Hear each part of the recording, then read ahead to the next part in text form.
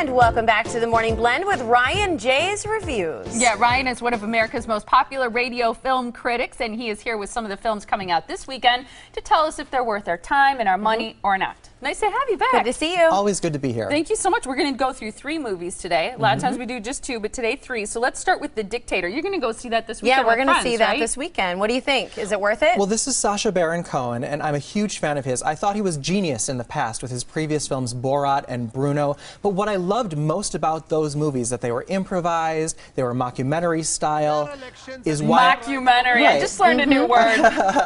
You know, but what I loved most about those films is what I disliked most about this one. This one's actually scripted, and as a character comedy, I don't think it works as well. See, that's funny because this is the exact opposite of what I told my friends the other day, is that I didn't love the mockumentary style. Okay. I like it being a little bit more of a film because for me, I just find it more believable. I like to play into the fantasy. So you might enjoy this more. There are 2 kinds of humor in it. There's like the shock humor where things are just so disgusting and gross that you're like, can't help but laugh at it because it's unsettling. But then there's also the non-PC Sarah Silverman type, that's just so wrong, equal opportunity, like cutting down any kind of race, any kind of religion, any kind of sexuality, and you're kind of offended and laughing at the same time. Right. Is there so something true comedy? Yeah. Something to see at the end? Yeah, there's a great political speech that he makes at the end that will absolutely inspire conversation. So I'm saying overall it's more of a rental, just in comparison to what I expected from him from his previous films, but it is worth seeing. It does inspire great conversation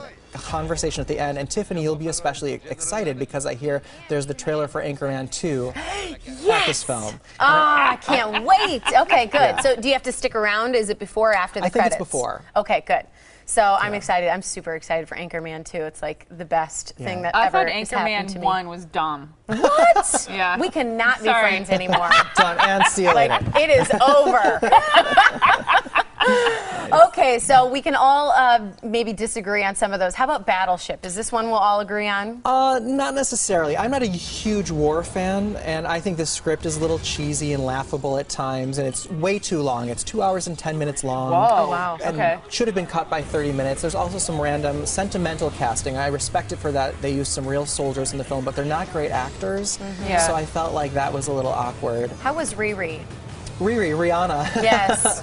She's That's her nickname. Oh, I didn't know that. stunt casting. You know, it could have been some dude in her role. So she was fine. She's a better actress than Madonna, though that's not saying much. Right? I agree. But here's why I'm saying see it, because the effects are good. Okay. So if you're at all inclined to see this film, it is worth seeing it on the big screen. It also has Liam Neeson, who's a great action star. He's not used in action in this film. It's Taylor Kitsch, who starred as John Carter in the Disney Bomb earlier this year. But the effects are so good, and I'm really happy with where they went with the aliens in the film. At first, they're looking all kind of Transformer-y-like and robots, but they actually do go the distance and show you some aliens. So for that factor, I was glad. It's based on the board game, right? Because I think people, particularly my generation, would probably be into it for that reason. Kind of like bringing it to life. Our generation. Yes. Let's be honest. I remember We played Battleship. You And now sunk my there's a Battleship. drinking game called Battleship. You've seen that online. Yeah, there is one scene in the film that it is produced by Hasbro, and there is one scene that draws from that game where there's a grid and, you know, they call it the coordinates and stuff. Oh, So. that's cool. Okay. What to expect when you're expecting? Read the book, cover to cover, back to front when I was expecting, and I interviewed this author years ago. That's so cool. This book is, I mean, anybody who's ever been pregnant has read this book. It's the Bible for the pregnant woman, right? Absolutely. Well, this is Absolutely. the consummate chick flick. It's Okay. like a chick flick on estrogen steroids because it's all about pregnancy, and it covers pregnancy in every, you know, span of it.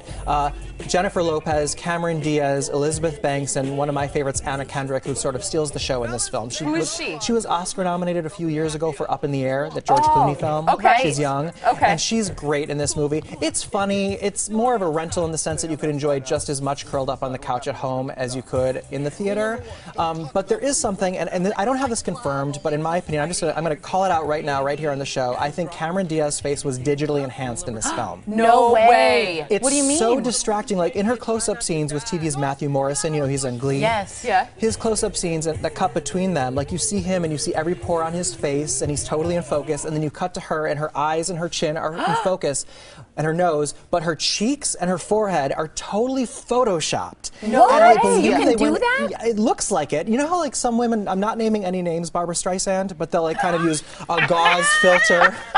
you know, to kind of get that soft focus on the face. Like Joan Rivers always talks about that too, It you know, the exists in lighting and all Hollywood that. to make, you know, us look our best. But Cameron Diaz, I swear, if you go, you will. It's distracting. She looks digitally altered. I want to go just for that, I know, I Ryan. do too. Have you heard anybody talking about that? No, so I hope Okay. I don't get sued by the film studio for saying something that might be totally not true.